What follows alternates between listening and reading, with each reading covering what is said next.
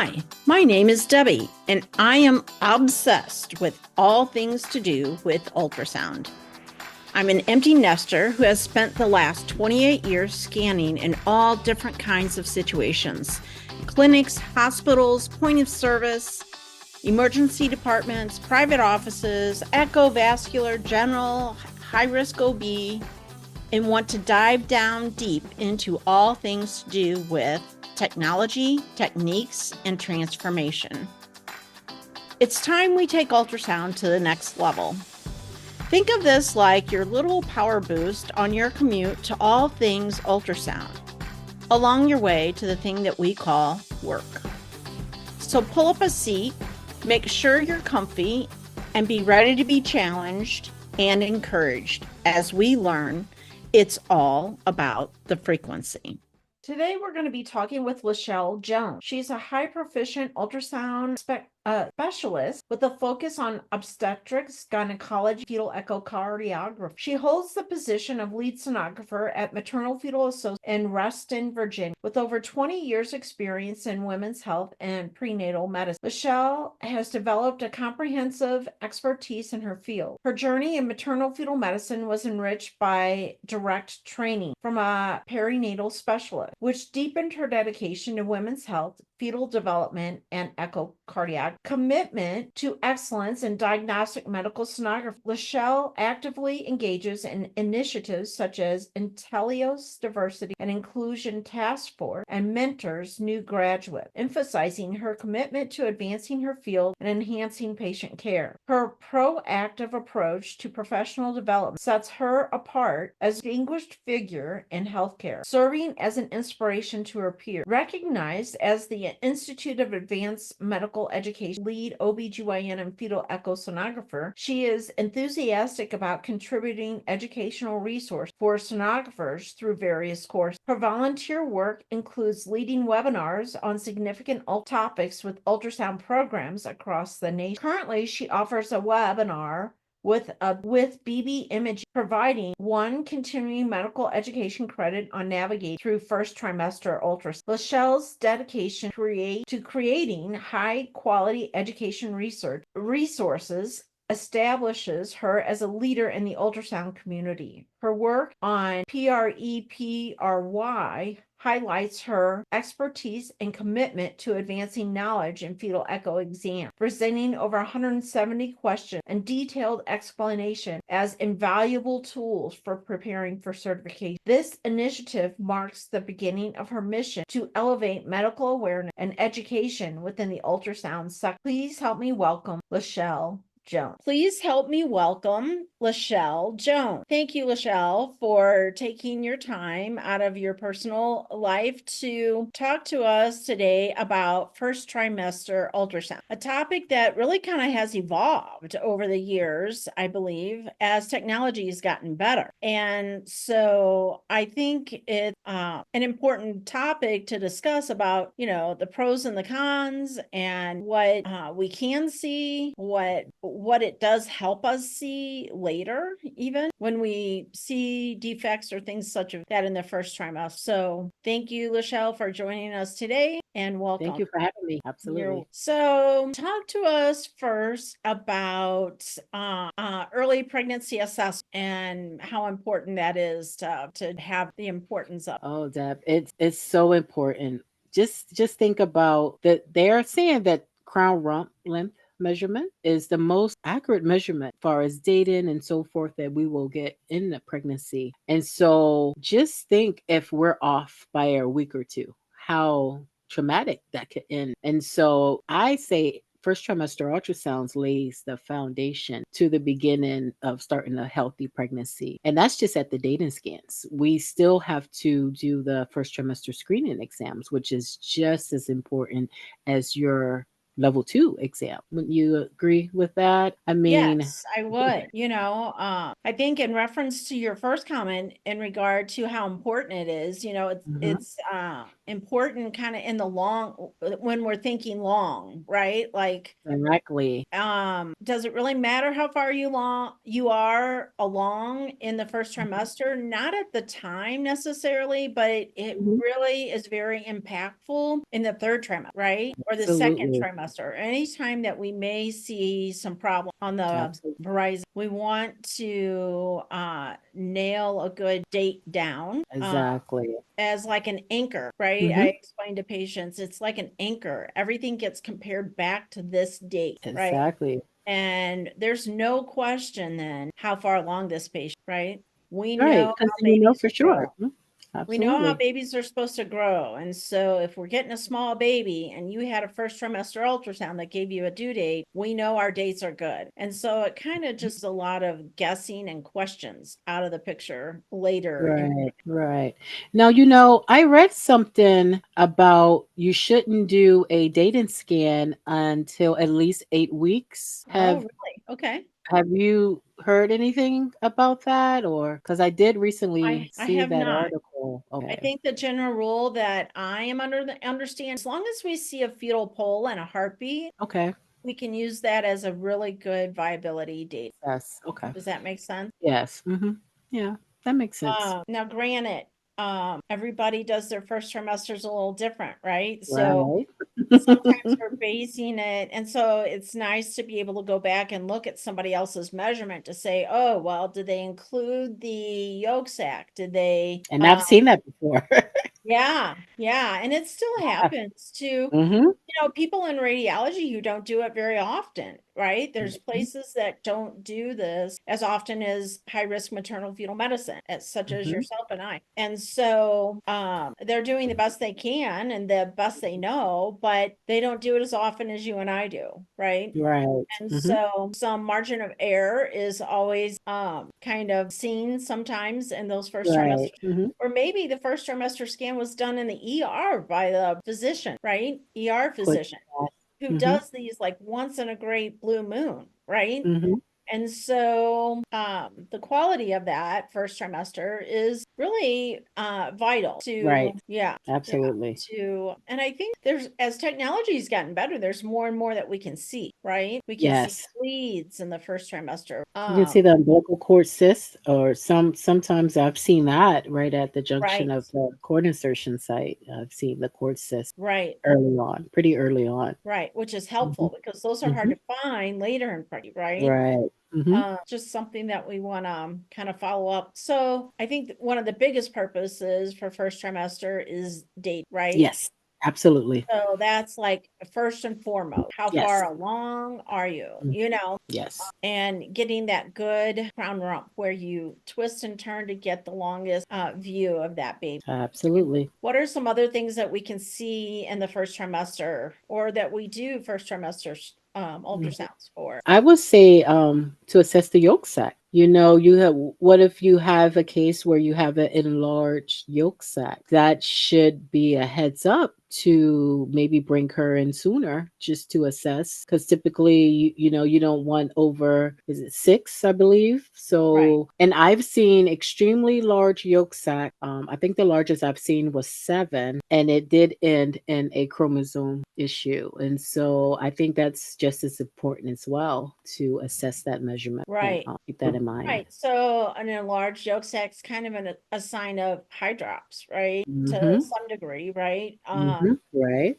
And so it kind of is like, something might be going on there. Maybe we should bring you back sooner rather than Sooner. later to see that again, right? Or maybe sometimes they come back because they start bleeding because of a miscarriage, True. right? That is true. But yeah, seeing an enlarged yolk sac is vital. Mm-hmm. Multiple. I think Oh yeah. screening, Yes. Twins. I think it's huge.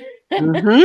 Like Absolutely. it's really Are a you great guys having an gift. outbreak of twins where you are? Because we are having a twins boom where Yeah, we we are. do. We are seeing an awful lot of, yes. Mm-hmm. Yeah, but to be able to say, no, these are definitely, I did a scan the other day on twin, and I'm like, man, if you would have told me if you wouldn't have told me, I would have thought they were monodi because of Oh, how thin the membrane was. But we were interesting. able to go back to the first trimester, and it was as clear as day that it was di. Interesting. Okay. So, those are two huge different kinds of risk factors, Yes, absolutely. right? And surveillance in Mm-hmm. the second and third trimester, right? We're looking for Yes. totally different things. Risk And factor. yeah, so I think identifying how many yolk sacs, how many babies, Mm-hmm. how many placentas, the twin peak sign, or not the right, Mm-hmm.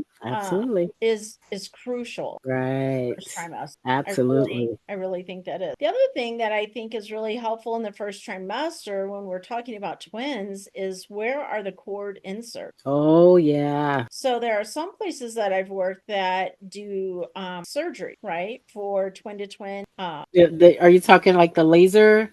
Yeah, Okay. like the ablations Mm-hmm. and different things. Mm-hmm. And so it's really helpful to be able to go back to previous ultrasounds to say, "Oh, here's where the cord insert to this placenta, here's where the cord," so that the surgeons map out That's or very start to good. map out in their head where they might need to go, Got right? it. Do you guys offer those procedures where you are, or you send them Not out? presently where I'm at. In other Okay. places that I've worked, Nice. they Okay. do those, and Mhm. that's a big important thing to kind of Mhm. doc to say, okay, this is where they're at, because that's not going to change, Right. right? So Not at all. it's helpful for the surgeon to know so they can start in their head kind of mapping out where they might need to go and how For they that. might need to enter and all these different things. So I think Okay. that's really another important thing. Absolutely. What Yeah, about we have what about anomalies. We've been able to almost diagnose, not me personally, but of course the doctor, anencephalic, Yes, where it starts off where it appears more acrenia, so it has like the muffin top, and right. we've seen it or suspected at 8 weeks. And Yes, because we suspected at that time, we had patient return in 2 weeks, and sure enough, confirm that that's what it was, and they could, do early. I guess how do you say it? termination. In that case, because then it's pretty sure, Right, pretty early, whereas, some of these will get missed and you won't even know until the 20-week scan. And right. so because of our technology, we're able to see these if it's there at 8 pretty early. It was 8 weeks when we Absolute, first. absolute. Yeah, Mhm, I have been able to see them at 11 and 12 weeks, and mhm. it just helps patients to have right Right. Mhm. early op and that are better than late op. That Right. makes sense, right? Mhm.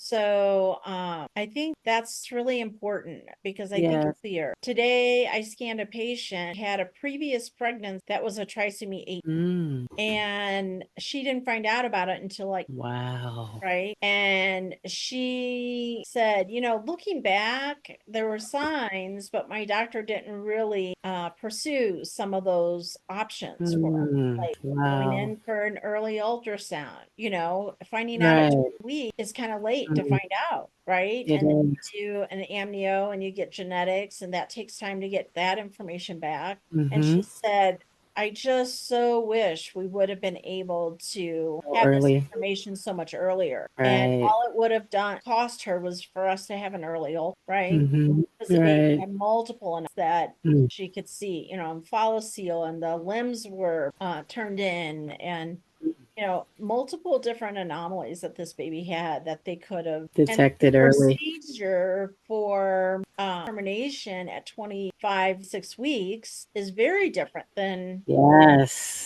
procedure More at invasive. 12, right? Mhm. And so I think it's more traumatic Mhm. later if that Absolutely. is what patients choose to do, right? Mhm. Right. I've had patients choose to carry a crania to Mhm. term, Mhm. right? And unfortunately, because there's no head, there's no pressure on that cervix to dilate that cervix. Oh, so they need a So C-section? a lot of times they end up with a C-section Oh, wow. for a baby that Mm. isn't going to survive, right? Mhm. So you kind of, there's so many decisions to make along the journey that Mm-hmm. I'd rather give the patient the option early on to consider all the factors, So so they that can they know, can make be decisions. educated about how Hmm. to move forward, right? Absolutely. Absolutely. C-section, they were of a Catholic belief. Oh, And so so wanting to have multiple after, having a C-section is a big deal for patients like that, right? yes, absolutely. So it's little things to consider that Hmm. a lot of people don't really take into consideration, right? Right. And I knew I was doing this with you today. And so when that patient told me today, I wish I Hmm. would have just had a first trimester, right? My See, and so NIH. now that shows the importance, right? Yeah. Mm, Yeah. mm, mm, mm. And what a gift give for first trimester, right? Is the Mhm. reassurance Right. that we're moving forward in the right direction is so helpful, I think. Yeah. To say, okay, we're starting out right. This is our date. Things look normal. And we know in first trimester, at least explain to people sometimes when I'm training them, there's a very rigid progression in the first trimester, right? Mhm. At Right. 4 weeks, there's just maybe a black dot, Mhm. right? Sack. At Just five a sack. weeks, you see the Yeah, black the dot yolk in a sack. white Cheerio, right? Mhm. Yolk sac. The And yolk at sack. 6 weeks, you see the black dot, the white Mhm. Cheerio, and a Mhm. baby with a heart, Mhm. right? Yes. I think sometimes we can see those heartbeats at 5 weeks occasionally, Uh-huh. but for sure by I've seen six. it 5 weeks, 6 days.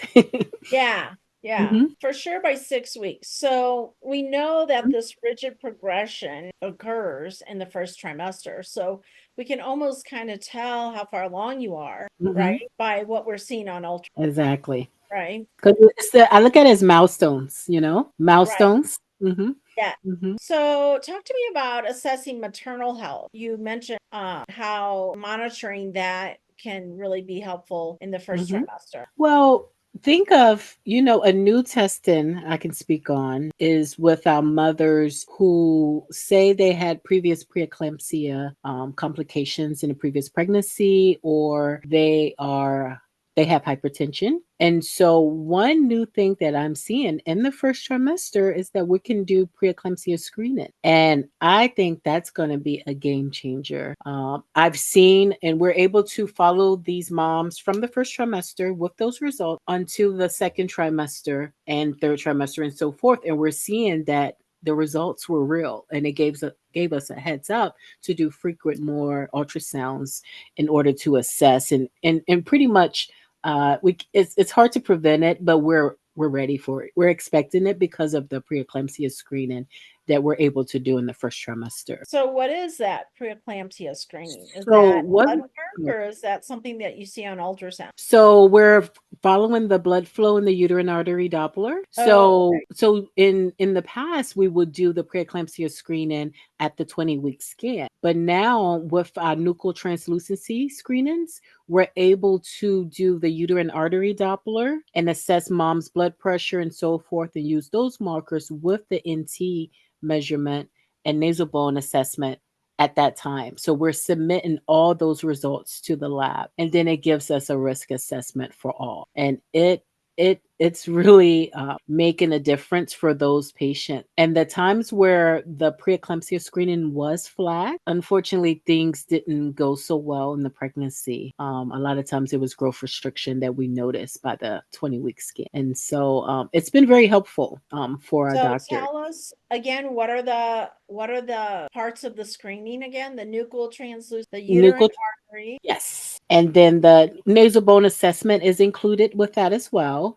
And Okay. what we're looking at in the uterine artery are the PIs, so the pulsatile index on both sides, the right and the left side. They do an Okay. average with that. And it's also detecting mom's blood pressure as well. So they kind of calculate it all together. So is there a form or It is. is there everything has names now. So is there something assessment or Yes, it's actually called first trimester preeclampsia screening, and okay. it looks just like your, well, I don't know how you submit your values for your first trimester screenings where you are, but we submit ours on the LabCorp slip, Sure. like a your normal like LabCorp slip, but it has first trimester screening on it with Okay. the preeclampsia screening. It's an additional lab slip with the first trimester screening, and you include the two together when you submit the blood, mom's blood Okay. as well. And so it assessed it So from there. are there any biomarkers in the blood that Mhm. also show up for preeclampsia that early on? I the only values that far as the in mom's blood is what they would normally assess in the first trimester screening, which is the PAPA and Yeah. then the HCG. Okay.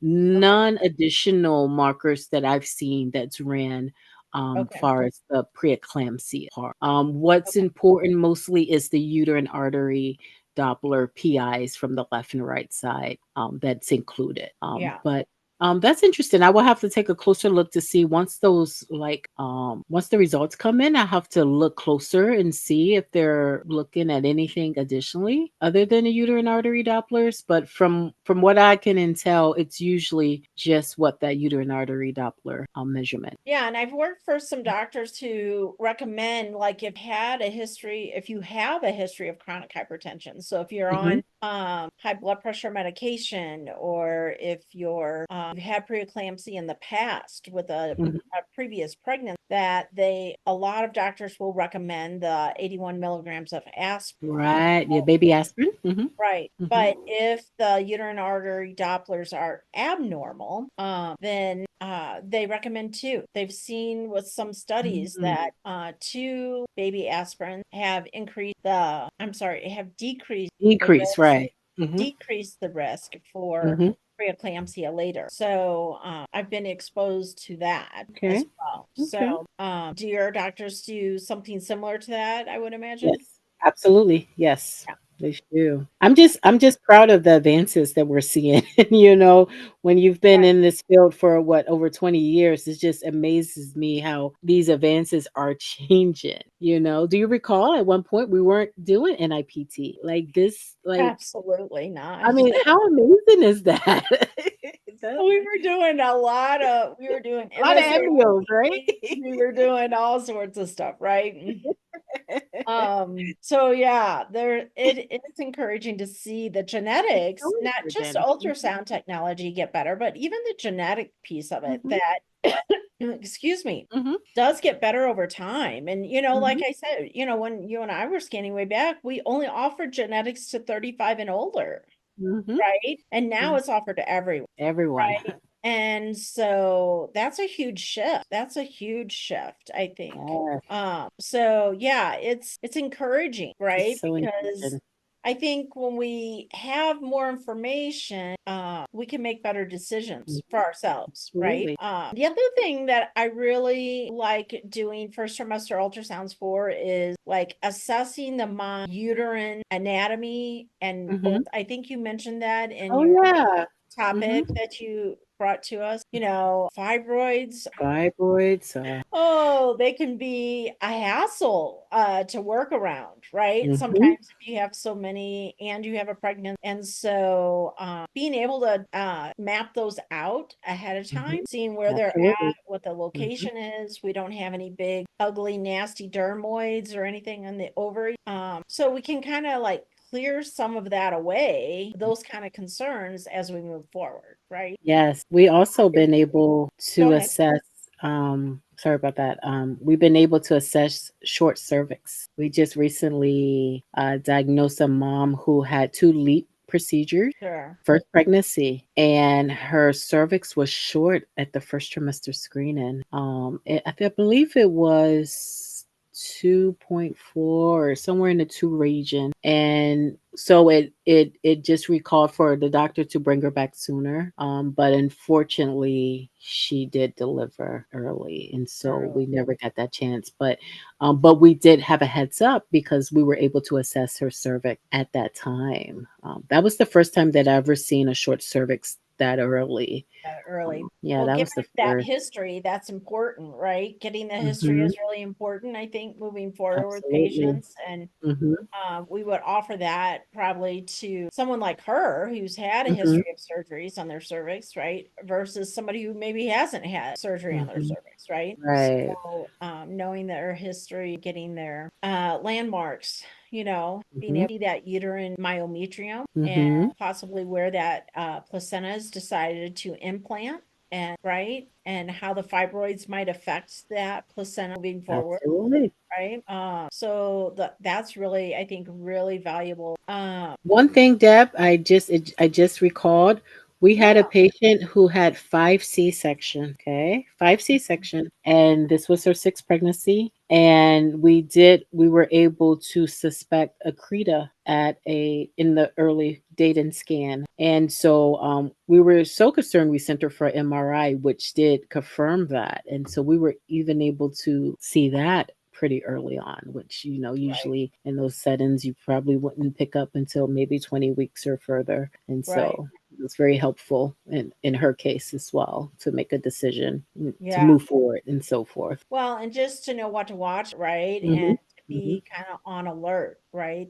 Those patients with Accreta really run a huge risk needing a huge team of people when she goes to deliver, right? So that Right. not only helping to deliver the baby, but Mhm. helping her not to bleed out after, Right. right? So And to scary. be able to take care of some of that. Hmm. So, what about, we talked about the technical advance, like I Hmm. think the first trimester screening has gone from, oh, yeah, here's the crown rump, and we're moving on to, oh, now I can see a diaphragm and I can see a stomach and a bladder Hmm. and I can see the Hmm. cord insert just beautifully after 12 weeks without Hmm. follicle or gases, right? Right. We can see two hemispheres in the brain and Hmm.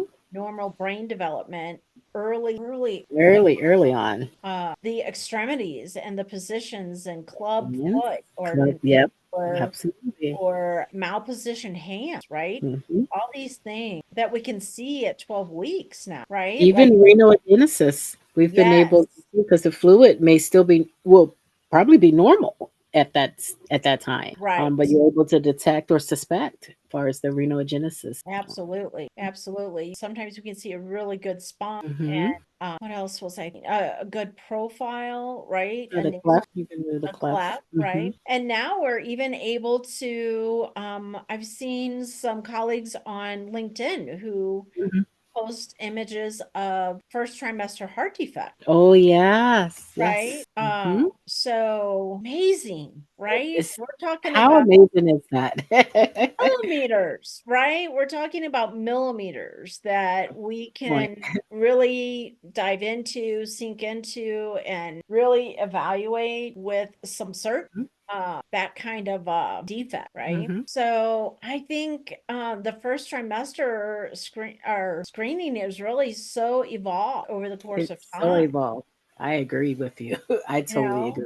used to be a quick 15-minute exam, and now we can see almost a full anatomy, Absolutely. Uh, Absolutely. so it's become a huge piece of diagnosis Information. in our world, right? Yes, That, I agree with you, Deb. I totally agree. I mean, yeah, you like you said, you can almost do a full level two. Well, not a full, but almost. I mean, right. you're Well, getting and we know the certain book. things aren't developed at that Hmm. early age, right? Absolutely right. Certain brain anatomy and different things aren't really there at that time until it gets further along. Hmm.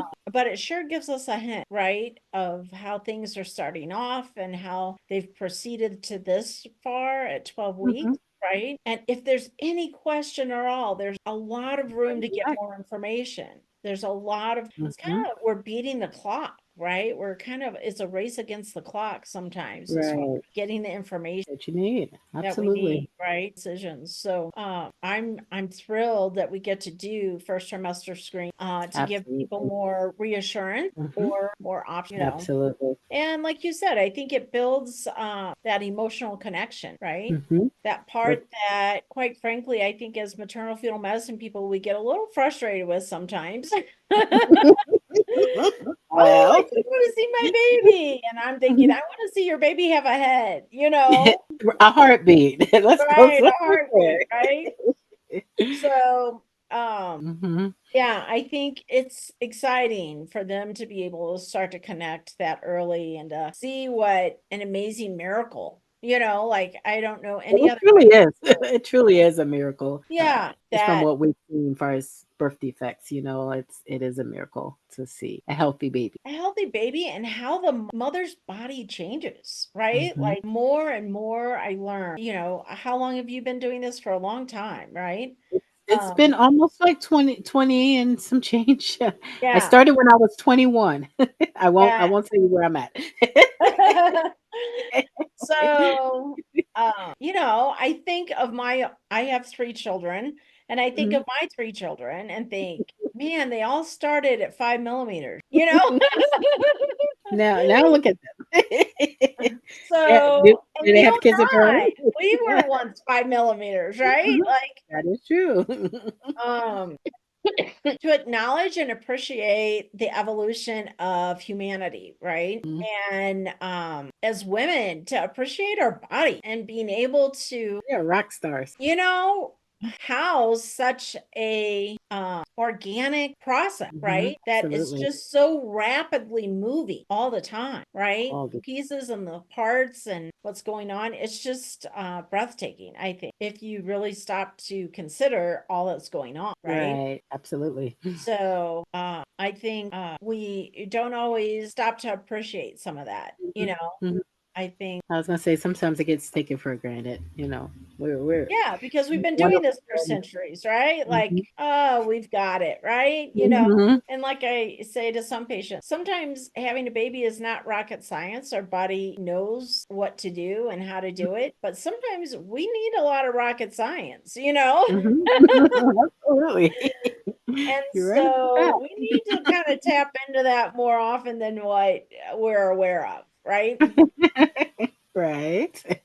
So, Really amazing. thanks to technology, right? And hats off to that for allowing us to be able to connect parents with, the woman's body is going through all these changes. And if it's your first, you don't know if they're normal or not normal. And to be able to Mhm. say, yep, something's going on in there, right? And Mhm. they might see it at 8 weeks, but then you see it at 12 weeks and it's so different, so Mhm. radically different, right? So And radically so different. In that, 20 weeks. and then 20 weeks, right? Mhm. A different human connection. So tell us about some educational opportunities or resource that we might be able to have that we can help educate expectant patients.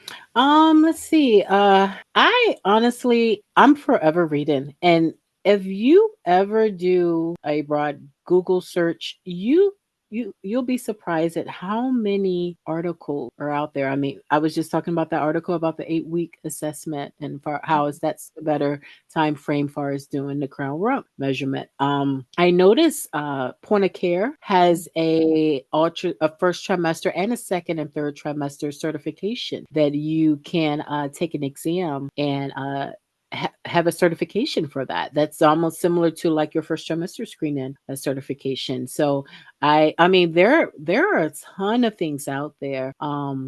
I don't know if you saw BB Imogen. I have a first trimester webinar out currently, and basically it's talking about navigating through the first trimester ultrasound scan and how to deal with pathologies that you normally don't see, and then what to do, what measurements to take, things like that. So and I find on YouTube there are courses and webinars and case studies that are there that are, you can just look at, because a lot of times you may never see a chorionic bump. I have some that never heard of that. That's a first trimester pathology. But there are a ton of case studies on YouTube that I've read and was able to view videos on that. So I love the internet, and it's a lot of nice resources on the internet that you can find, and that's through your basic Google search. I did a YouTube video on a first trimester scan, and it had over 30,000 views. And so apparently we're all interested in this first trimester. Yeah, that's awesome. 30,000. And I mean, I know it didn't go viral, but still 30,000 views. That's amazing. and that was my first trimester. That's the only one that had it. So there's a lot of interest out there that's interested in learning about the first trimester ultrasound. So Right. it's I mean, and I get it. I totally get it. So yeah, there's a lot that you can find. Yeah. A lot.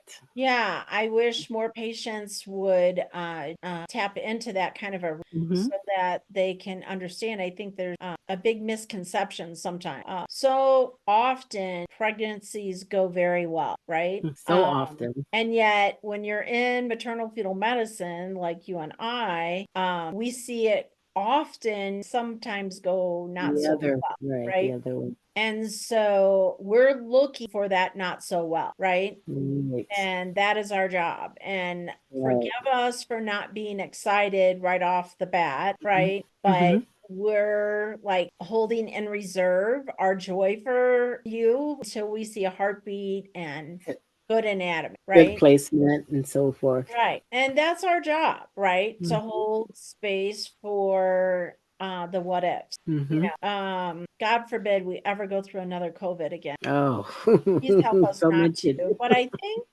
one of the benefits that came from COVID for us as ultrasound techs is that it's limited the amount of people that The into the room, distraction. Mhm. right? And I remember back in the day when everybody would bring their whole family, right? Oh, You and you're remember trying to that? be a level 2? And she came in for a level 2, and the whole family was there. They were so excited, and they were going to find out what it was, and blah, blah, blah, blah, blah. And I had to tell her there was no heart. Oh, yeah. And so that's hard. That's Mhm. awkward. Like, and having her Mm. family to step out first, Mhm. I'm sorry, but I need to discuss some things with with my patient. Would you Mhm. mind stepping out until we discuss, right? Mhm. And Mhm. letting that couple kind of decide how they want to navigate telling their family, right? And how do they want to move forward, and just allowing them space to grieve themselves, right? Mhm. And so I think in the first trimester, not only do we need to hold space for the excitement and the miraculous thing that we're witnessing, but we also need to kind of hold in reserve this idea that this is a diagnostic, Right. right? Absolutely. And we may have to give you not so great. Now, maybe 9 times out of 10, you get great news, right? Mhm. But it's challenging, right? It's very challenging. I've had women who bring their 9-year-old in because school's out, or the 9-year-old want to see the baby. And then we have to tell her there's no heart. So Mm. the mom is laying there trying to control her emotions because her Right. 9-year-old, she doesn't want to alarm her nine, right? Mhm. And the 9-year-old is kind of like, what? What's going on? What's happening? And so having to answer those kind of questions in the first trimester with people that, maybe you wanted to give them that information a little differently. We don't allow children where we are. No children are allowed anymore since COVID, Nice. and we kept that rule. That's good. So we I think did. most places have kept that I have been exposed to have kept the Mhm. rule of two people, and a baby is a person, right? And Right? so if you come with your baby, then that's it. That's all you, Oh, I right? see. I see. And the other exception, I'm presently in an area that is very close to a military, right? And there's Mm. all these young couples who have no family at all, Mhm.